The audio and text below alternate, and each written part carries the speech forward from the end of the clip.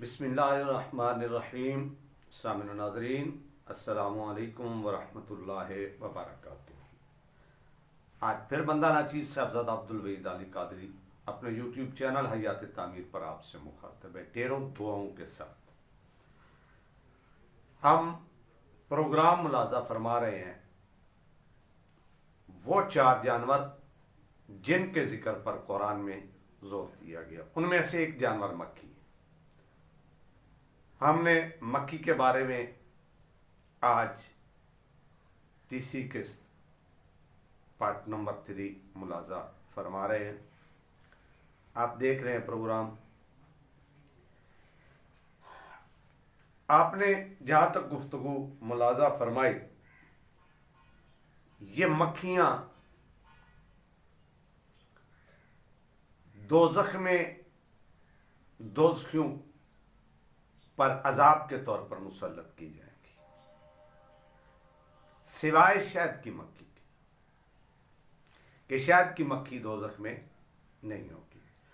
اور مکھیوں کو وہاں عذاب نہیں دیا جائے گا، بلکہ جن پر عذاب ہو رہا ہوگا اللہ معاف فرمائے ان پر مسلط کیا جائے گا.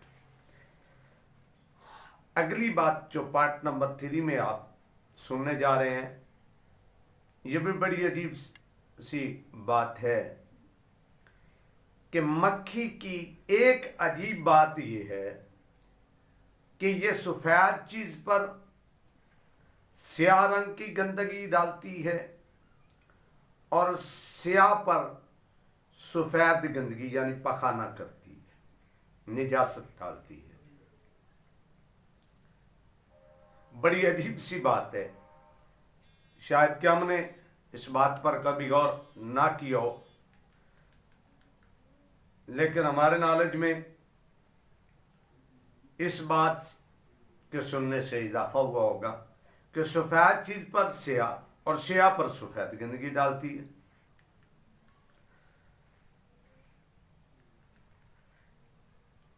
یہ بڑی عجیب سی بات تھی. اور پھر اس کے علاوہ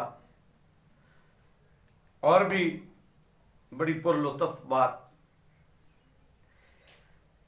کہ یہ مکھی جو ہے یہ کدو شریف کی بیل پر بھی اور کدو شریف پر نہیں بیٹھتی. کدو شریف کی بیل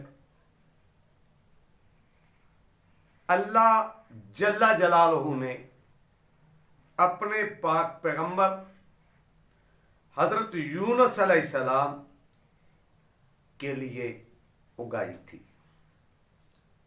جب حضرت یونس علیہ السلام مچھلی کے پیٹ میں تھے اور اب جب باہر آنا تھا پیٹ سے، تو اللہ رب العزت جل جلالہ نے ان کی خوراک کے لیے کدو شریف کو پیدا فرمایا.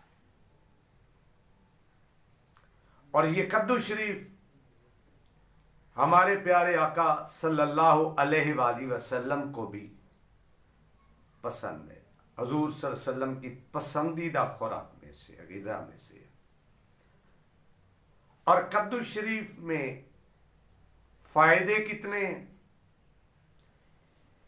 میرے خیال میں تو اس سے بڑا فائدہ اور کوئی نہیں ہو سکتا کہ کدو شریف کھانا میرے آقا علیہ الصلوۃ والسلام کی سنت مبارک کا ہے. اور سرکار کا یہ فرمان عالی شان کہ جس نے میری ایک سنت کو زندہ کیا، جب لوگ سنتوں سے دور جا رہے ہوں گے تو اس میرے امتی کو 100 شہیدوں کا ثواب عطا کیا جائے گا. کدو شریف میں بڑے سارے ویسے بھی ظاہری طور پہ فوائد ہیں، جسمانی خوراک کے لحاظ سے بھی. علاج کی بھی تو 2 اقسام ہیں، علاج بالدوا، علاج بالغذا. بخار نہ ٹوٹ رہا ہو تو کدو شریف استعمال کریں. آپ کے پھیپھڑوں میں زخم ہے، بخار ہے، انتڑیوں میں بخار ہے تو کدو شریف کو استعمال کریں. اس کے علاوہ بھی کئی امراض میں یہ مفید ہے. کبھی پھر اس کے بارے میں انشاءاللہ گفتگو مزید کریں گے. مکھی کی نجاست سے اللہ وحدہ لا شریک نے کدو کے पौधे को महफूज रखा। और दूसरी बात, इससे भी ज्यादा अहम बात यह है कि हमारे आका सल्लल्लाहु अलैहि वसल्लम के जिस्म अतर पर और आपके लिबास मुबारक पर भी कभी मक्खी नहीं बैठी।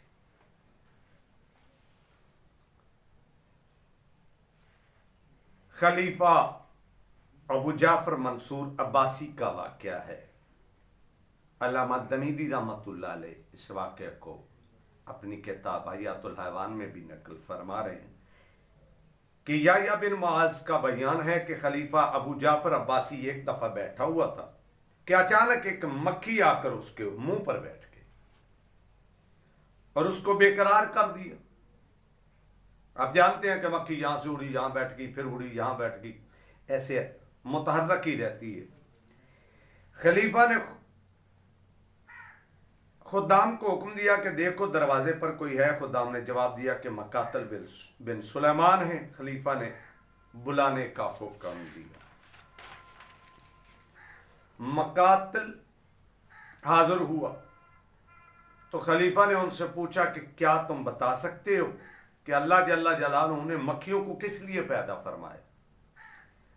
मकातल ने जवाब दिया, जी हाँ, रब्बुल इज्जत जल्ला जलालहू ने मक्खियों को इस गरज से पैदा फरमाया कि इनके जरिया से जालिमों और जाबरों को जलील फरमाए। यह जवाब सुनकर खलीफा खामोश हो गया। याद रहे कि मकातल बिन सुलेमान का जो तज़किरा है, जो मशहूरी है, जो शोहरत है, वो अल्लाह की पाक कलाम की तफसीर लिखने की वजह से है। आपको शोहरत नहीं।